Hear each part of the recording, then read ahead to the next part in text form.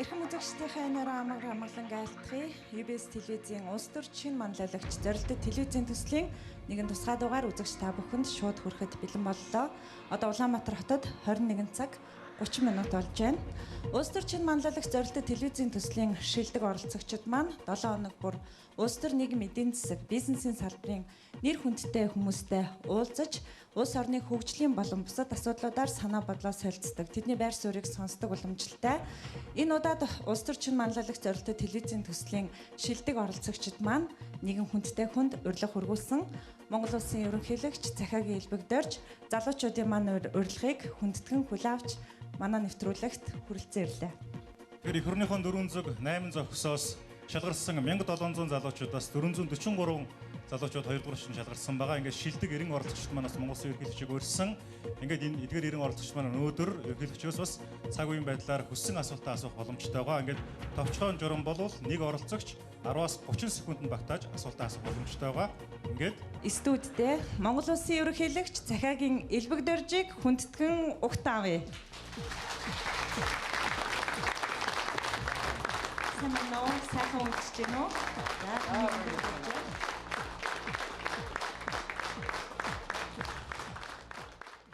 За их баярлалаа. Тэгэхээр улс төрд шинэ манлайлагч гэсэн ийм зорилттой төсөл одоо зорилттой ийм хөтөлбөр явж байгааг мэдж байгаа. Бас харсаа. Тэгээ үнэхээр миний харж байгаагаар энэ улс төрд шинэ соёл авчирээсэ гэж бодож байгаа юм. Тэгээд хоолны тухай, яаж жүжиглэх тухай ийм одоо хөтөлбөрүүд яваад байдаг.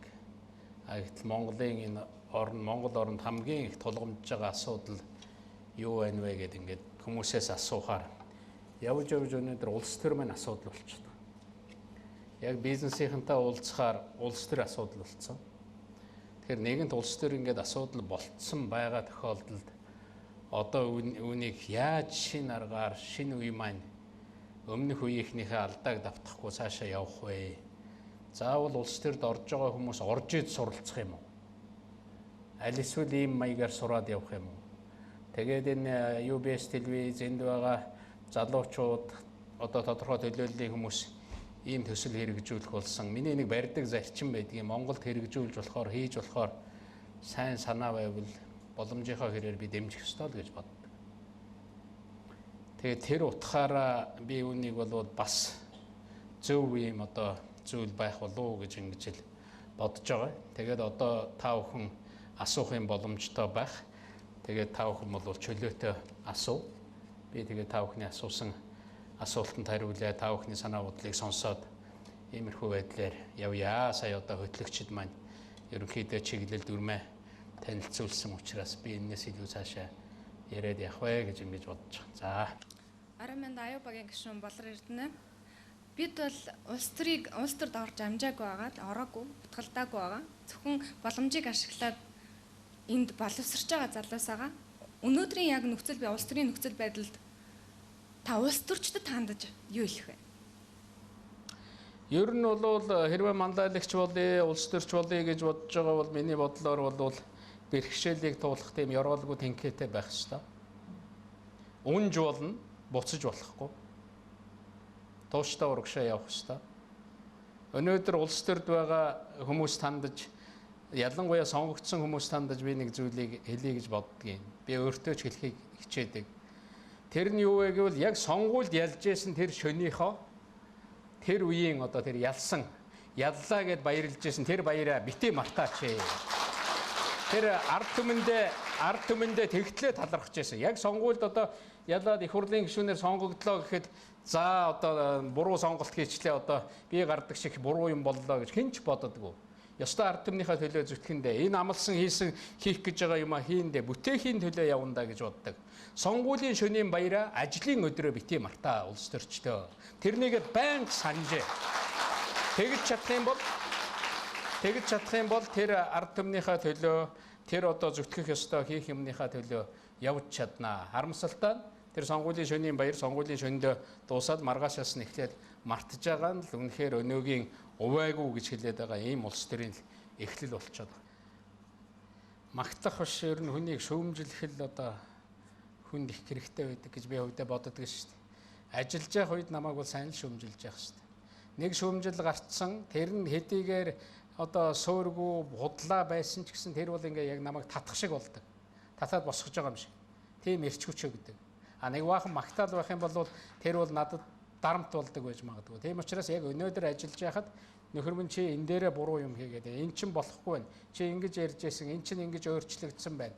Гэхдээ яг 20 жилийн өмнө юм уу 8 жилийн өмнө жилийн өмнө хийж явсан улс төр янз бүрийн зүйл дээр хүмүүс одоо янз бүрийн өнгөөр ардаг. Тэр шөнө адуу манжихад одоо юу болсныг бол яг тэр адуу манжисан хүн л хамт байгааг бол надтай хамт байгааг бол мэдэхгүй шүү. Шинэ Ялтваагийн зэд ном байна. Танаас өнөөдрийн улс орны нөхцөл байдалд үүсэж байгаа асуудлуудаар танаас бас асуулт асууя гэж ингэж бодсон юм аа. Өнөөдөр засгийн газар маань огцорчод байна. Энэ ямар асуудал үүсээд гिचнээ хүмүүс хүндрэлтэй нөхцөл байдал үүсгэхийг та энэ зовлон бол маш сайн мэдж байгаа баха. Тэгээ ард түмэн маань болохоор 3 сая хүн ийм их баялагтай улс ор маань сайн сайхан амьдрахыг хүсэж байдаг. Тэгээ ард түмэн маань болохоор зэрэг энэ бүхний таны түрүүний ярьсан шиг маш олон асуудлыг хийж чадах тийм ажилсаг өөрөөр хэлбэл Монгол улсын засаглалын үндэсний шгшээ багийг ард түмэн маань хүсэж байна. Тэгээ энэ дээр юу гэж хэлэх гээд байна гэхээр та засгийн газрын бүрдүүлэх тал дээр ямар бодолтой байна? Хоёрдугаарт нь өнөөдөр ажиллаж байгаа сайдуудаас өргөжүүлж ажиллах боломжтой сайн ажиллаж байгаа сайдууд байна уу гэдгийг дээр та хариулт өгнө үү?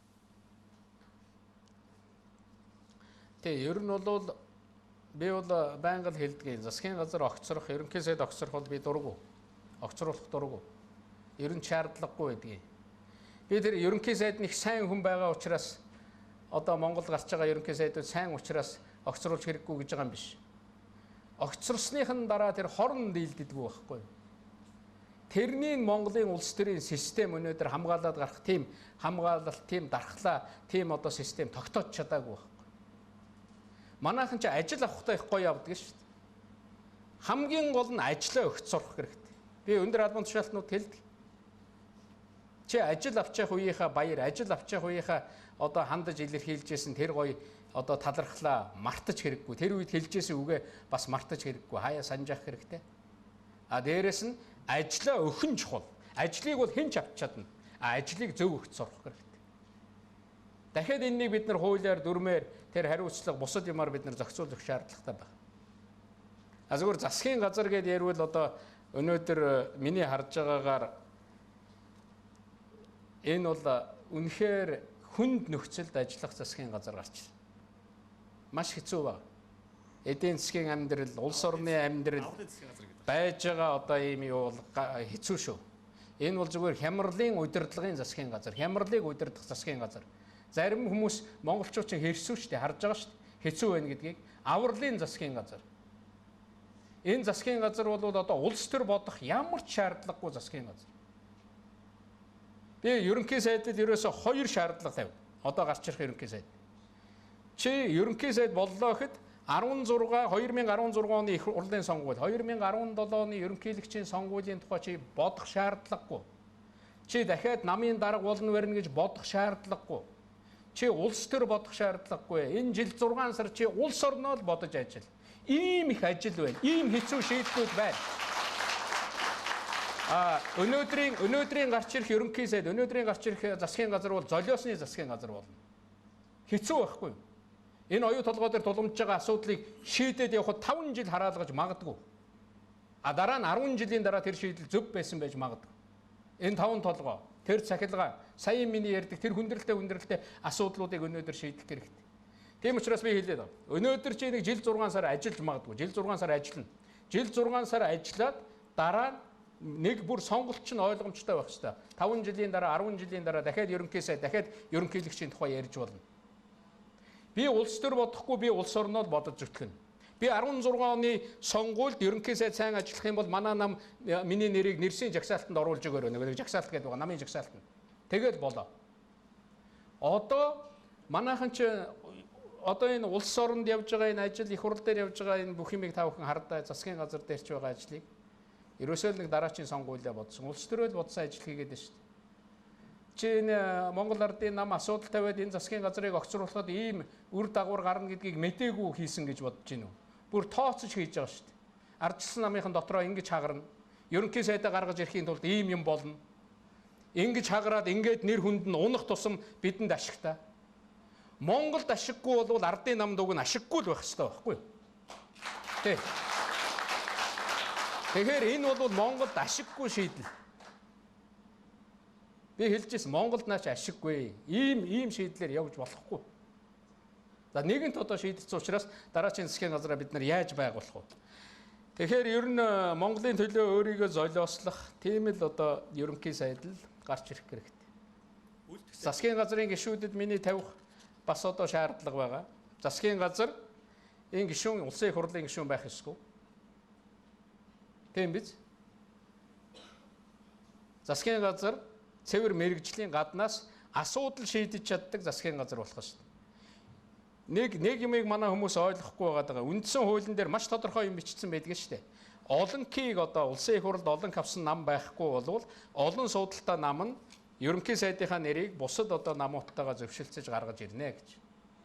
Тэгээд ерөнхийлөгч тэр хүнийг одоо их хурл руу оруулж батлуулдаг.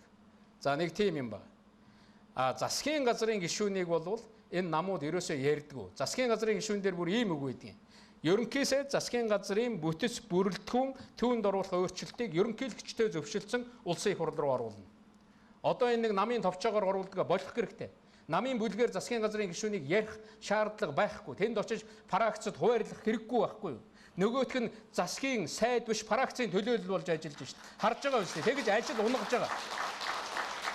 Тэр үндэсний зөвлөлтөөр тэр намын баг хурал, тэр удирдах зөвлөл, гүйцэтгэх зөвлөл, тэр намын одоо бүлгүүдээр тэр засгийн газрын гишүүнийг ярих ямар ч шаардлага байхгүй.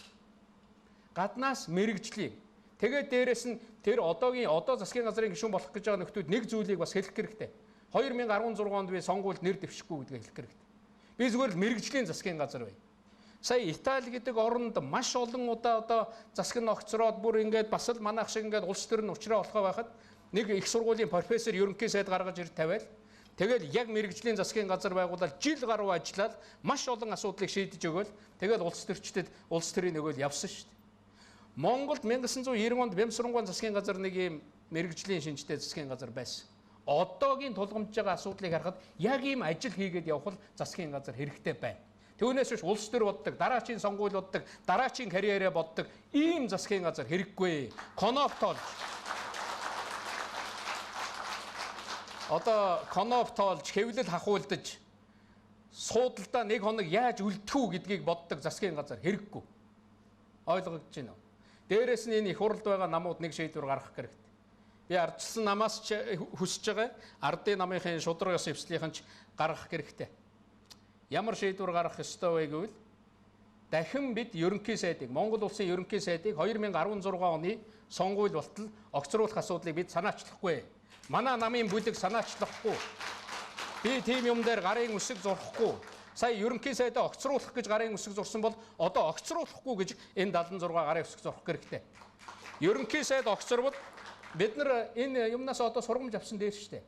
Дахиад нэг 2 сарын дараа энэ огцорно, 3 сарын дараа ийм болно гэж сууж идэг ийм цаг хугацаа бидэнд байхгүй. Ийм боломж алга. Өнөөдөр энэ улс орн энэ байж байгаа байдал чинь бүр илгээрээ мөлхлөө. Хүнд байдалтай байна. Энэ засгийн газрын ерөнхий сайд, энэ засгийн газрын сайдууд гарч ирээд бохиртой зууралдана. Хүнд том асуудлуудыг шийдвэрлэхийн төлөө юм. Тийм учраас мэрэгжлийн улс төрөө бододгүй, улс төрийн дараачийн карьерээ бододгүй тийм л засгийн газар гарч ирэх хэрэгтэй. Тэгээ сайдуудаас нь хил амын аваад 2016 оны сонгуульд би өршөлдөхгүй. Би зүгээр л энэ салбарын ажлыг өөдөн татаад энэ салбарын өмнө тулгамдж байгаа энэ 3 зүйлийг би шийдэж өгөөл явъя. Би тэр цахилгаан станцыг барьж өгөөд явъя. Тэр 2 толгойн асуудлыг шийдэж өгөөд явъя. Би энэ Монголыг холбосон Орос хятадыг холбож байгаа давхар төмөр замынх нь төслийг эхлүүлээд мөнгөний шийдвүүлээд гэрээг нь байгуулж өгөөл явъя. Би энэний төлөө л явъя. Яг хариуцсан салбар дээр 3-4 юм хэлээд энэнийг л хийх хэрэгтэй. Өөрөөр бол арга байхгүй. Их тийм гоё орчинд сууж, нэг тийм ээлжит нэг засгийн газар гарч ирэн хэрлүү орно, бялуу хуваана. Тийм юм ерөөсөө байхгүй шүү дээ. Манай зарим улсууд үндсэн чиглэлийн яамны сайдыг их хурлын гишүүн байх юмсан. Тэр хэрүүлийн алимыг их хурл дотор хаяж болохгүй, тэр чинь хортой алим. Тэгэл тэрнийг хазах гээл бүгд дайрчин.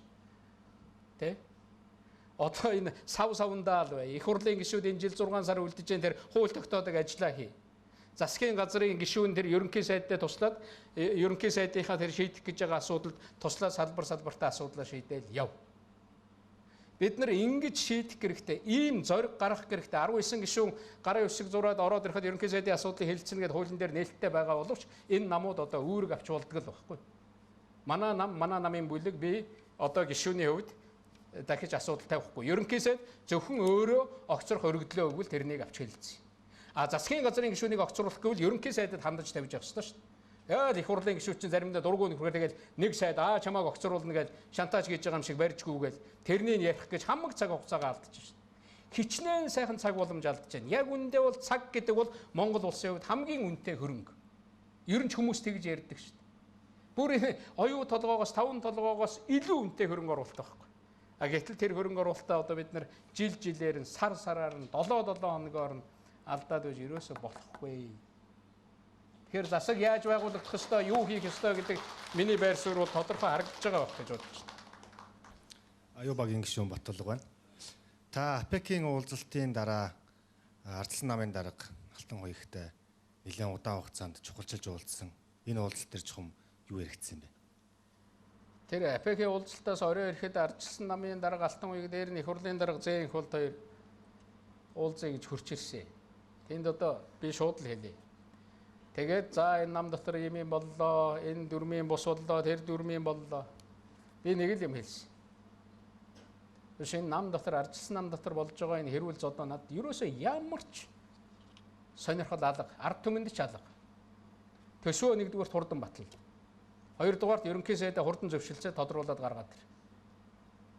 Ягаад гэвэл ардчилсан нам гэдэг үндсэн хуулиар энэ ард түмний өмнө үүрэг хүлээсэн нам байхгүй юу? Улсын их хурлд хамгийн олон суудл авсан нам. Тийм учраас үндсэн хуулийнхаа үүргийг гүйцэтгэв. Тэр ерөнхий сайдыг баталгаар их хурлын дарга тэр их хурлыг удирдах байгаа хүн. Үндсэн хуулиар хүлээсэн үүргээ, ард түмний өмнө хүлээсэн үүргээ, төрийн өмнө хүлээсэн үүрэг ажиллаа эхэлж хий. Би ийм л юм хэлээл гаргасан. Энэнийг очиж хэл. Ерөн дээр нэг тийм затуурга гэж байдаг. Жохон татуурхта. Жохон одоо затуурхта байсан дээрээ та яар. Энэ яваад байгаа, энэ хийгдээд байгаа зарим ажлууд дээр би бол үнэхээр одоо дэмжиж чадахгүй юм уу? Харахад бол одоо хүний зүгээр иргэн хүний хувьд иргэн гэж ингэж харах юм бол тийм одоо хүний дургу хөргөхээр зүйлүүд олон л байна. Би тийм л юм хэлж байна.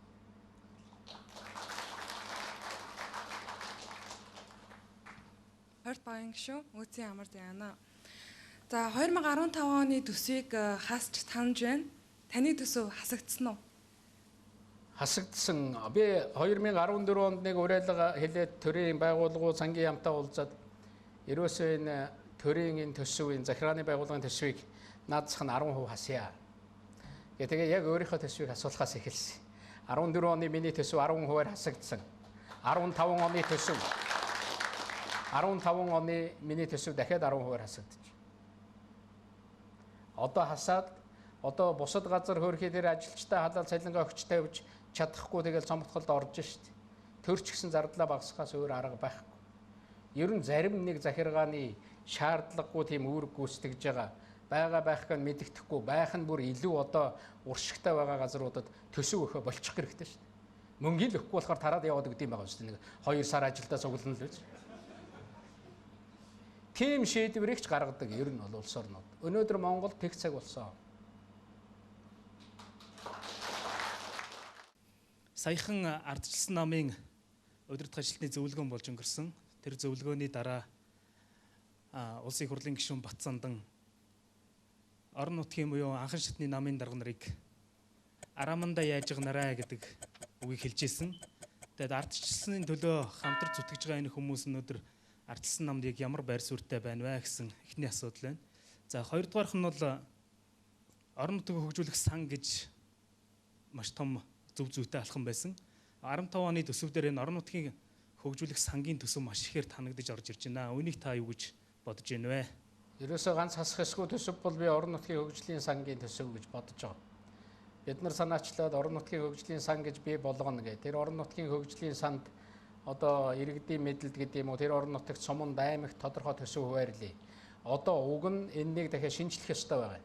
Одоо нэг хүний тоо зах хязгаар гэдэг ингээд 2 3 юм нийлүүлж хагаад мөнгө хуваарлдаг юм л да. Тэгэхээр одоо хүний тоог нь уг нэг 70% болгож тэр нөгөө тим санал би хэлээд байгаа. Хүний тоогоо гол нь барай. Тэгээд дээр нь орон нутагт очиод яг үндэ би энд байж хахад тэнд байгаа нэг суманд ямар асуудал тулгамдж байгааг мэдэхгүй шүү дээ. А хүмүүс тэр сумандаа нэг 200 сая төгрөг авахаар хамгийн түрүү ямар зөв юм хийж байна.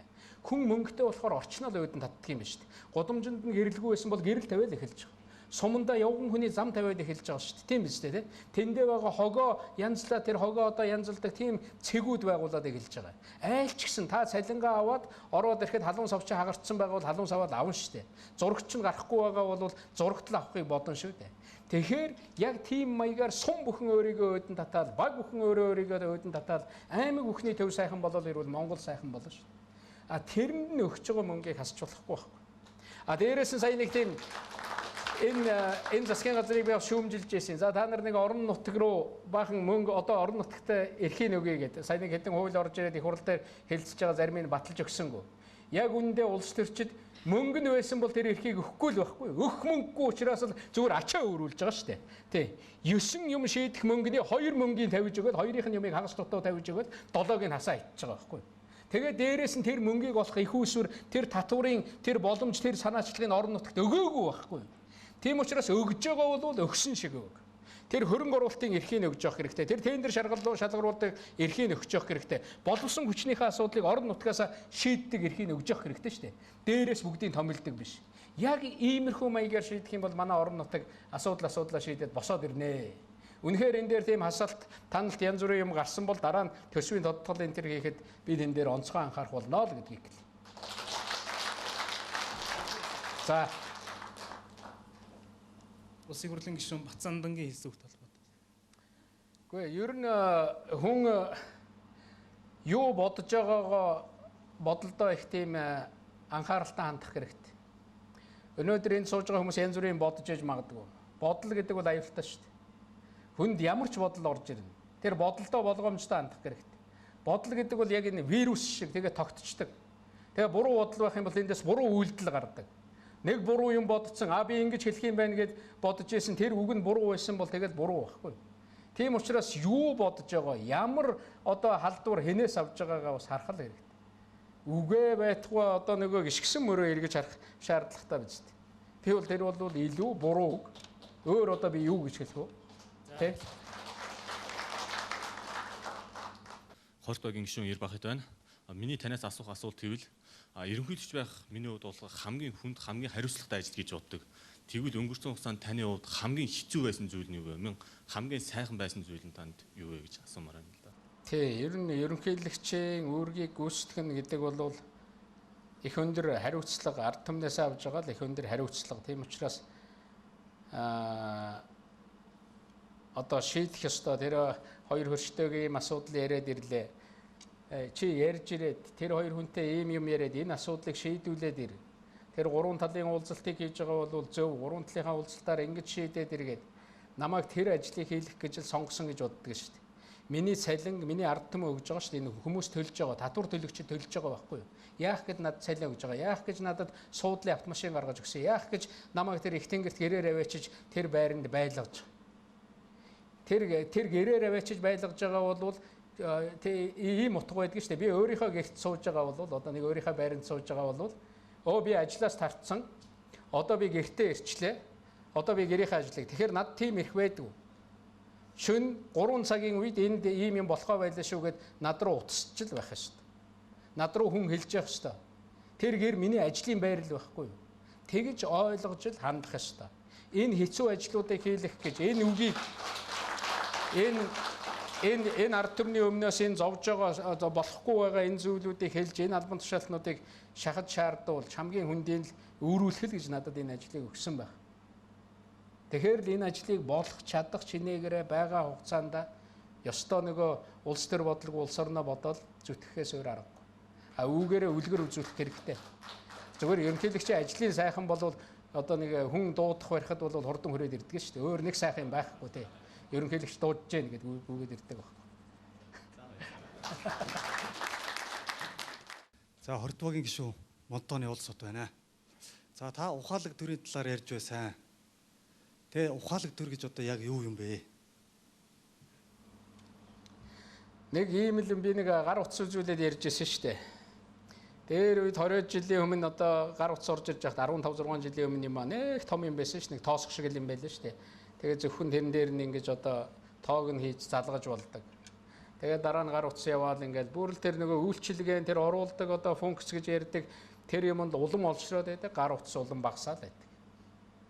А төр дээр үүрэг нэмэгдэхээр гар утас шиг багасдгүй улам томроод байдаг. Зардал нь нэмэгдээл байдаг, улам томроод байдаг, хүнээсээ улам холдоод байдаг байхгүй. Тэгэхээр л энэ төрийг яаж эргүүлж гар утас ухаалаг болчиход байхад төр ягаад ухаалаг байж болдгүй юм бэ? Ухаалаг төр хариуцлагатай байх ёстой. Ухаалаг хүн ёс зүйтэй байх ёстой шүү дээ. Энэ асуудлыг л би гаргаж тавьсан. Тэгээд ийм асуудлыг шийдэе гэдэг. Үнэхээр тэр намууд тэр улс төрчид бүх хүнд хүрсэн юм шиг байна. Бүр манай их хурлд байгаа бүх намын бүлгүүд сууж байгаад гарын үсэг зурсан шүү дээ. Ерөнхийлөгчийн ухаалаг төрийн чиглэл дэвшүүлж байгаа бодлогыг бид нар бүх талаараа дэмжинэ гэдэг. Одоо яг тэр чиглэлээр нь батлах шаардлагатай хуулиуд, тэр чиглэлээр нь хийх шаардлагатай ажлуудыг гаргаад их хурл руу оруулаад явж байгаа. Тэгэхээр ер нь ухаантай байна гэдэг бол бодно гэсэн үг л байхгүй. Ерөөсөө төр бодож одоо тэр гар утас шиг хэрэгтэй үед ингээ гар утас хэрэг болдог шиг хэрэгтэй үед магадгүй хонь хариулаад явж байхад алсын юм харах гэхээр ганц нүдний дуран, хоёр нүдний дуран хэрэг болдог шиг яг хэрэгтэй үед нь хүндээ тусалж чаддаг л тийм л төр байх шаардлагатай шүү. Түүнээс биш дарамт болдог биш. Өнөөдөр төр мэддэг бол ухаалаг болж чадж гин үү? Бид нар энэ ажлыг хамтдаа л хийх хэрэгтэй. Тэ. Төр ухаангүй байна, төр урагшгүй байна гэж ард түмэн шүүмжилж гин гэдэг бол хамгийн чухал хүчин зүйл гэж боддог. Би нэг хоёр юмд баярлдаг. Нэг юм нь манай улсад явж байгаа, улс төрд явж байгаа энэ бүх үйл ажиллагаа ил байгаад баярлах хэрэгтэй. Ил явж шít. Энэ бүхэн далд байгаад хинч мэддэггүй улс төрчдийн сүйдэр, улс төрчдийн тэр булхай, улс төрчдийн тэр муу хийж байгаа тэр зүйлийг хинч мэддэггүй, хинч хардггүй байсан бол манай нийгэм бол ийм одоо амжилтанд юм уу хүмүүс маань ийм амжилтанд хүрэхгүй. Хоёр дахь юм байна. Ерөнхий сайд огцорж гэнэ үү, огцроогүй байна уу, хэн болж гэн тийм ээ? Одоо ямар нэртэй хүн ерөнхий сайд болох гэж байна гэдгийг анхаарахгүйгээр ажиллаа хийгээд амьдралаа аваад явж байгаа. Ерөнхий сайдаас хамаарахгүйгээр амьдралаа аваад явдаг нийгмийн хэсэг, тийм хэсэг асар том байна. Тэр хэсэг улам том болоосоо л гэж би бодож байгаа. Төрч вэ, ямар ч төр вэ, хэн ч ажиллаж тийм ээ. Би ажиллаа хийгээл, гэр бүлээ тэжээгээл ингээд аваад явдаг. Би амьдралдаа одоо тэнд амьдарч байгаа тэр Монгол улсын иргэн засаг төрөөс хамааралгүй амьдралаа аваа явцдаг. Ийм хэсэг нь л улам нэмэгдээсэй л гэж би бодож байна. Энэ хоёр бол Монголын том ололч. За баярлалаа.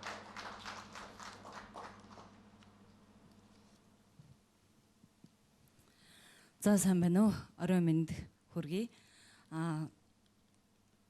Сүүлийн 2 удаагийн сонгуулийн үр дүнд парламент альч нам одоо олон холоогүй. Тэгэхээр сонгуулийн тухай хуулийг та ямар байвал зөв гэж боддог вэ? Ер нь пропорционал систем зөв байж чадаж байна уу? Одоо энэ сонгуулийн хуулийн их хурл маш хурдан батлах хэрэгтэй шүү дээ. Тэгээд энэ улсууд гаргаа баталчаар бас зарим нь тэгж байгаа юм. Эрт баталчаар чинь хүмүүс танилцаад нөгөө одоо очоод тойргоо одоо биднээс уртаа тойргоо хүмүүс бэлтчихнэ гэдэг. Энэ их хурлын гишүүнийг ягаад би засгийн газрын гишүүн байх хэрэггүй гэхээр одоо энэ 15 он гараад наадуул чи ерөөсөө улс төрөө бодоод тойргоо бодож эхлэв шүү дээ. Наадуул чин тэр засгийн өмнө тэр салбарын өмнө тулгамж байгаа асуудлыг хийх завч байхгүй. Би зүгээр их хурлын энэ сонгуулийн хуулийн дээр хэд хэдэн санал хэлж байгаа. Энэ саналуудыг авч байгаа байх. Миний бас нэг хэлж байгаа үндсэн санал бол нөгөө нэг намын жагсаалтаар хүн ордог шүү дээ. Намын жагсаалтаар нэг удаа 2 удаа нэг хүн одоо 2 удаа намын жагсаалтаар орохгүй байхаар хийж өгвөл яасан бэ гэж. Үнэхээр чи намдаа мундаг одоо удирдагч, намдаа үнэхээр мундаг үнэтэй бол нэг удаа жагсаалтаар ор. Хоёр дахь удаа чи тойргоос дэвшил гэж яахгүй юу? Тийм дархлагдсан тийм юм байж болохгүй. Үнэхээр ард түмэн чамайг дэмжиж байгаа бол хоёр дахь удаага чи тойрог дээрээс очиод гараад ир. Яг иймэрхүү маягаар сонгуулийн хуулиндаа бид нар алдаж онжсэн зүйлүүдэд тусгаад одоо хурдан гаргах хэрэгтэй. Эннийг ингээд дараад байх ямар ч шаардлага байхгүй. За баярлалаа. Асаас богийн гишүүн Чойжамц байна. За Монгол улс ерөнхийлөгчийн институттэй болоод 4 ерөнхийлөгчийг сонгосон. Парламентын засаглалтын юм орон. Сүүлийн хоёр ерөнхийлөгчөөс эхлээд ерөнхийлөгч бол бусад институттэй маш хүчтэй нөлөөлдөг ийм хүчтэй болж эхэлсэн. Энэ хоёр ерөнхийлөгч юу ийс тааш мөн хамаарна. Ер нь цаашдаа та бас хувь улс төрчмөнийхөө хувьд ерөнхийлөгчийн засаглалын талаар ямар байр суурьтай бодолтой явах юм бэ? Тэгэхээр хамгийн түрүүн хариулах юм бол одоогийн бидний сонгож авсан парламентын засаглалаа бид нар тордоод явах хэрэгтэй. Хэдийд юм үнэт зүйл болж өөрдөг вэ гэхээр цагийн шалгуурыг даажиж үнэт зүйл болж өөрдөг. Тийм учраас өнөөдрийн парламентын засаглал гэдэг юм уу энэ явж байгаа юмд дутагдал байгаа бол өөсөвийн засаад гажиг байгаа бол гажигийн засаад энэнийг тордоод аваад явах шаардлагатай. Өнөөдөр өөр юмны засаглал тэрлүү солино энлүү солино гэж ярих хоёр дахь ямар ч шаардлага байхгүй гэж би хувьдаа боддог юм. Тэ.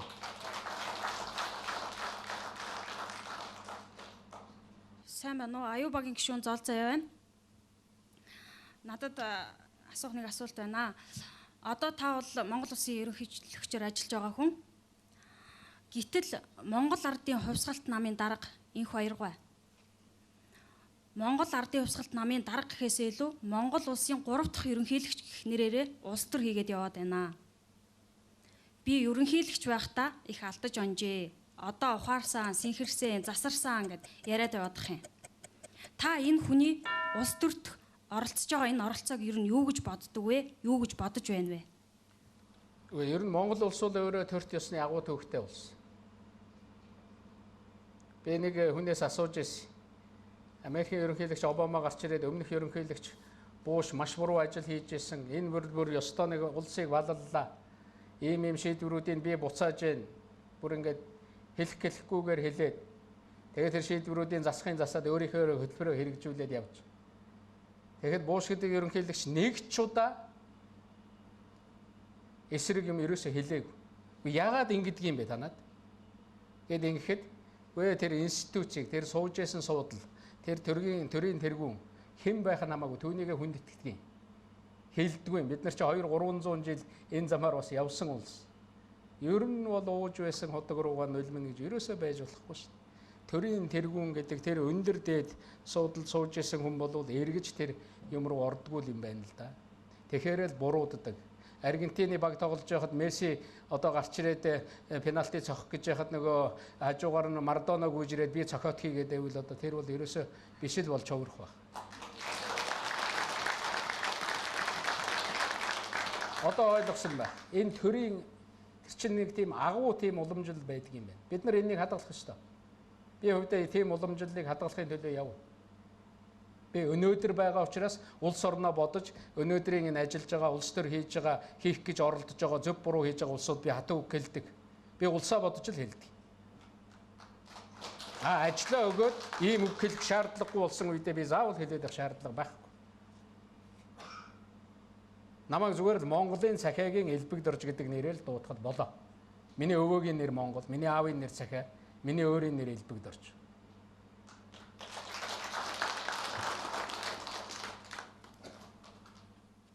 Сайн байна уу? Танд орой минь хүргэе. Би шинэ Ялбагийн гишүүн Нандин цэцэг байна. Таны одоо гол имиж болсон авилгатай тэмцэх одоо ажил маань ажлын үр дүн үйл явц таны сэтгэлд ер нь хүрдгүү? Энэ тал дээр та хариулдаг байж. Зүгээр та нар одоо өөрсдөө улс төр сонирхож байгаа юу гэж байгаа улсууд 5 жилийн өмнө юм уу 3 жилийн өмнө Монголд хамгийн их одоо тулгамдж байгаа асуудал юу байна вэ гэвэл эхний 3 асуудлын нэг нь авилгал дандаа ордог байсан. Одоо та бүхэн Монгол тулгамдж байгаа хамгийн шийдэх шаардлагатай асуудал юу байна гэдээ үзэхэд эхний 5-д ч авилгал гэж бичээгүй байна. Заримдаа эхний 10-д байхгүй байна. Манай хүмүүс ийм одоо авилга багассан гэж үздэг юм уу? Авилга бол асуудал биш боллоо гэж үздэг ийм төвшөнд хүрснөө би мэдэхгүй байна. Энд бол үр дүн байгаа. Би нэг ганцхан одоо авилга гэдэг юмн дээр албан тушаалыг наймаалдаг байсан шүү дээ. Орлогч сайдуулахын тулд мөнгөөр авилгадаж болдог байсан. Албан тушаалын 8, тэр газрын 8, ашигт малтамлын нөгөө лицензийн 8 тийм ээ. Одоо тендерийн 8, концессийн 8. Энэ зах замбраагүй явдаг байсан энэнийг зарж баяжигчдын ир бол дарагдсан гэж би боддог. Ир нь дарагдсан. А нөгөө талдаа авилгатай тэмцэхдээ тэр одоо манай чи хинээр мануулах вэ гэдэг тэр хүмүүсийн хууль бус зөв бус хийж магадгүй тэр үйлдэлийг яаж хянах вэ гэдэг асуудал дахиад нөгөө талдаа урган гарч ирж байгаа. А тэрнийг бид нар шүүх байгууллагын хууль тэр одоо асуудал шийддэг шүүгчдийн тэр одоо хуульчдын гарынх нь хууль болсон тэр 2 3 процессын шинжтэй хууль гэж нэрлэдэг тэр хуулиудаар бид нар дамжуулж хийж өгөх хэрэгтэй. Ер нь та нар нэг хөргөн хүүгээд нэг кино мэдэн шүү дээ. Нэг мөнгөтэй баатанд орцсон хулган мөнгөний идсэн байдаг. Яг нэг албан тушаал авахар нэг тийм мөнгөтэй баатанд орцсон юм шиг дураараа туучдаг байсан ийм юм бол их өөр болсон шүү. За баярлалаа. Улс төрчин манлайлагч зорилттой телевизийн төслийн Баасан гарагийн нэгэн энэхүү дугаар маань үзэгч та бүхэндээ хүрлээ. Өнөөдөр улс төрчин манлайлагч зорилттой телевизийн төслийн залуучуудаа цаг гаргаж урам хайрлсан Монгол Улсын ерөнхийлөгч Цахаг Элбэг Дорж танд зохион байгуулагчдын зүгээс талархал илэрхийлж байна.